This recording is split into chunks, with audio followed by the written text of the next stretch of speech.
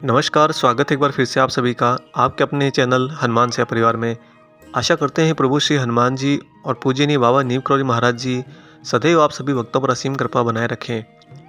आप लोगों ने बचपन में बहुत बार रामायण, महाभारत आदि तरह के सीरियल देखे होंगे और उन सीरियल के अंदर आपको कुछ घटनाएं बड़ी अचंभित करती होंगी, जैसे माया का उपयोग, अचानक से किसी का प्रकट हो जाना, अचानक से किसी का विलीन हो जाना, तिलिस्मी शक्तियाँ, अस्त्रों शस्त्रों का हवा में प्रकट होना, गायब होना। जब ये सब कुछ आप देखते हैं तो आपके मन में बहुत सी उत्सुकता होती है। अपनी कल्पनाओं में जाकर आप गोता लगाते हैं कि क्या ये सच में हो सकता है, या ऐसा होता भी होगा। बस इतना मात्र सोचकर हम आनंदित हो उठते हैं और बाद में अपने नित्य क्रम पर लग जाते हैं। परंतु क्या आप ये जानते हैं कि जहाँ पर सिद्धता होती है वहाँ पर ये घटनाएं आम होती हैं। जिस तरह आप कहीं खड़े हो जाएं और अचानक से हवा का झोंका आए और शीतलता दे जाए और उसी क्षण दूसरी दिशा से सूर्य की किरणें आप पर अपनी ऊष्मा बिखेर जाए, तो आपको बड़ा अचंभित होता है कि ये सब कैसे घट गया एक ही क्षण के अंदर। तब उस अनुभूति में आपको एक घोर आश्चर्य होता है कि एक ही पल में एक साथ में दो विपरीत परिस्थितियाँ कैसे घट गई। जिस तरह ये घटनाएं प्रकृति में घटती हैं उसी तरह सिद्धियाँ स्वयं काम करती हैं। उन्हें क्रियान्वित करने के लिए किसी आदेश की आवश्यकता नहीं होती और वह तो मात्र हमेशा अपने स्वभाव में रहते हैं। स्वभाव मतलब अपने ही भाव में पूर्ण नियंत्रित, पूर्ण संचालित और सदैव अग्रसर। और जब कोई ईश्वरीय तत्व धरती पर अवतरित होता है तो उसमें सिद्धियाँ स्वभाव में ही प्रकट रहती हैं। जो बाबा महाराज जी की आप लीलाएं देखते हैं, सुनते हैं, समझते हैं, ये लीलाएं बाबा महाराज जी की अपने जीवन में कुछ तपस्या प्राप्त करने के बाद में या कालांतर में उनकी आयु अवस्था के हिसाब से नहीं हुई थी। ये सब सिद्धियां तो महाराज जी अपने साथ लेकर आए थे अपने हनुमान स्वरूप में। और जिस तरह हनुमान जी कुछ समय के लिए अपनी सिद्धियां भूले हुए थे, ऐसे ही इस कलयुग में बाबा महाराज अपनी सिद्धियों को कुछ समय तक अपने अंदर समेटे रहे। परंतु जब उनके आनंद की परिस्थिति होती तो ये प्रकृति स्वतः अपने भाव में चली जाती और उनकी सिद्धियां अपने आप संचालित होने लगती। दोस्तों, बाबा जब तरुण अवस्था में थे तब नीम करौरी गांव के बच्चों, तरुणों और किशोरों के साथ गुल्ली डंडा और लुक्का छिपी का खेल बहुत खेलते थे। महाराज जी के अंदर शारीरिक बल भी बहुत ज़्यादा था और उसी जोश के सहारे महाराज जी गांव के तरुण लोगों के साथ में कबड्डी भी खेला करते थे। इनमें जो मुख्यतः महाराज जी का पसंदीदा खेल था वह था लुक्का छिपी का, क्योंकि उस पुराने ज़माने के अंदर गाँव में अगर कोई साधु बाबा होते हैं तो उनका कौतूहल गाँव के बालकों में बहुत ज़्यादा बना रहता है और बालकों की इच्छा होती है कि वह सदैव उनके समीप रहें, उनके नज़दीक रहें।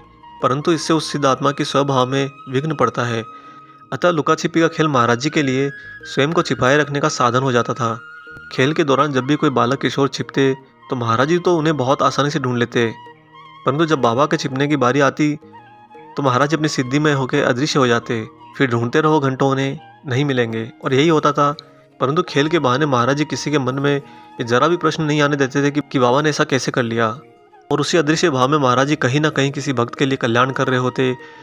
और इस तरफ बच्चे जब उन्हें ढूंढते ढूंढते बहुत परेशान हो जाते, थक हार कर एक जगह बैठ जाते और उन्हें लगता कि महाराज जी उन्हें चकमा देकर कहीं चले गए हैं शायद, तो बाबा महाराज अचानक से नज़दीक ही प्रकट हो जाते ताकि यहाँ भी उनकी मनस्थिति को डावाडोल नहीं होने दिया जाए। ऐसे ही गाँव के बच्चों में एक और शौक बहुत प्रचलित रहता है, पेड़ की डालियों पर चढ़ना, उन पर मस्ती करना, झूलना, खेलना। जब सभी लोग तरुण अवस्था बाबा को पेड़ पर चढ़ाते और बाबा के साथ आनंदित हो रहे होते, तब भी महाराज जी की सिद्धियाँ स्वतः काम करती। बाबा महाराज कभी इस डाली पर दिखाई देते तो कभी उस डाली पर, और जब बच्चे उन्हें किसी और डाली पर बैठा देखते तो प्रयत्न करके उसी डाली तक पहुंचते, और ज्यों ही उस डाली पर पहुंचते महाराज जी तो किसी अन्य डाली पर बैठे हुए दिखाई देते। यह क्रम बड़ा ही तिलिस्मी प्रतीत होता। बाबा महाराज इन सब खेल विनोद के बीच में कभी भी दूसरे अन्य बच्चों के, अन्य बालकों के मस्तिष्क को जरा भी सोचने का मौका नहीं देते, ताकि वो नकारात्मक विचारों की ओर न जाएं और बस महाराज जी की सिद्धियों और खेल का आनंद लेते रहें। गांव के भोले वाले तरुण या किशोर उनके इस चमत्कार को कभी समझ ही नहीं पाते। वे मन ही मन सोचते और घर आकर ये बात भी करते कि ये बाबा अवश्य कोई जादू जानते हैं। कभी कभी तो कबड्डी खेलते समय महाराज जी अपनी सांस इतने ज़्यादा समय तक रोकते कि कोई उन्हें पकड़ ही नहीं पाता। पकड़े जाते तो तुरंत अपना लघु रूप धारण करके उस पकड़ से बाहर निकल जाते। और जब गांव में आम का मौसम आता दोस्तों, उस समय तो क्या ही कहने, महाराज जी गाँव के चबूतरे पर बैठकर गाँव वालों से शर्त लगा लेते और उनकी शर्त के अनुसार सैकड़ों आम अकेले बाबा महाराज जी बैठे बैठे सबके सामने खा जाते। गांव के लोग एक तरुण मनुष्य को सैकड़ों आम खाते देखकर बड़ा ही कौतुक महसूस करते। वे कभी ये नहीं जान पाए कि महाराज जी की योग अग्नि में कैसे इतने आम समा जाते हैं। और यही नहीं दोस्तों, बाबा महाराज अक्सर नीम करौरी गाँव में एक कुत्ते गेंडवा की पीठ पर सवार होकर पूरे गाँव भर घुमाते। उस समय बाबा शिव के भैरव रूप में होते और वह कुत्ता बाबा का वजन कैसे संभाल पाता, यह गाँव के लोगों के लिए आज भी रहस्य बना हुआ है। क्योंकि महाराज जी शरीर से डील से काफ़ी हृष्ट पुष्ट थे, अतः इतने बड़े शरीर का कुत्ते पर बैठना और उस कुत्ते का गाँव में उसे घुमाना, ये गाँव वालों को कभी हजम नहीं हुआ। ऐसे ही महाराज जी के अदृश्य होने की लीला में एक बार गांव वालों ने बाबा से मथुरा वृंदावन की यात्रा करने की इच्छा जताई। बाबा महाराज बहुत ही खुश हुए और बोले, अवश्य तुम लोग चलो, मैं आया। ये कहकर महाराज जी तुरंत अपनी गुफा में गए और गुफा को अंदर से बंद कर लिया। गांव वालों को लगा कि महाराज जी थोड़ा विश्राम करेंगे और उसके बाद स्वतः आ जाएंगे। चलो कोई नहीं, हम चलते हैं, आज नहीं तो कल महाराज जी वृंदावन में मिलेंगे। परंतु जब गांव वाले वृंदावन पहुंचे तो ये देखकर उन्हें आश्चर्य की सीमा न रही कि बाबा तो वहाँ पे पहले से ही पहुंचे हुए हैं। और बिल्कुल ठीक वैसे ही गांव के लोग जब वृंदावन से वापस आए तो पता चला कि बाबा तो गांव में ही रहे हैं। अपनी गुफा से निकलकर नियमित दिनों की तरह गांव वालों से बतियाते रहे, उनके साथ घूमते फिरते रहे, हंसी मजाक करते रहे। नीम करोली गांव के ही लोग गांव के चबूतरे पर बैठकर इसी बात की बहस किया करते। आधे लोग इस पक्ष में होते कि महाराज जी उनके साथ गए थे और आधे लोग इस पक्ष में होते कि नहीं, महाराज जी तो कहीं नहीं गए, ये शायद तुम लोगों का बुद्धि का भ्रम है। और थोड़ी ही दूर एक पेड़ के नीचे महाराज जी बैठे हुए बंद आंखों से मंद मंद मुस्कुराते रहते।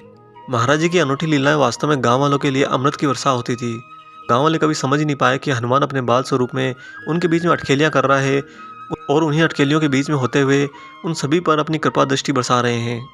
क्योंकि किसी भी बहाने से जिसने भी महाराज जी को एक बार छू लिया, जिसने किसी भी खेल के बहाने से या किसी कौतूहल के बहाने से बाबा महाराज जी का सानिध्य पा लिया, उसका तो जन्म जन्म वैसे ही पार हो गया। बाबा जी की अदृश्य होने की शक्तियाँ कालांतर में और अन्य घटनाओं में भी काफ़ी प्रकाशित हुई और भक्तों के लिए हमेशा एक विस्मय और आनंद का मिश्रित भाव देकर गई। दोस्तों, यह भी हो सकता है कि महाराज जी की कभी भी आप पर अति विशेष कृपा हो जाए और वो आपके सामने प्रकट हो जाए। इसी कामना के साथ वीडियो को विराम करते हैं। आशा करते हैं आपको आज का वीडियो पसंद आया होगा। वीडियो अगर अच्छा लगा है तो जाते जाते इसे लाइक ज़रूर कीजिएगा और जो लोग चैनल पर नए हैं चैनल को सब्सक्राइब अवश्य कीजिएगा। साथ ही बेल आइकन को ऑन कर लीजिए ताकि आने वाले सारे नए वीडियो आप तक सर्वप्रथम पहुँचें।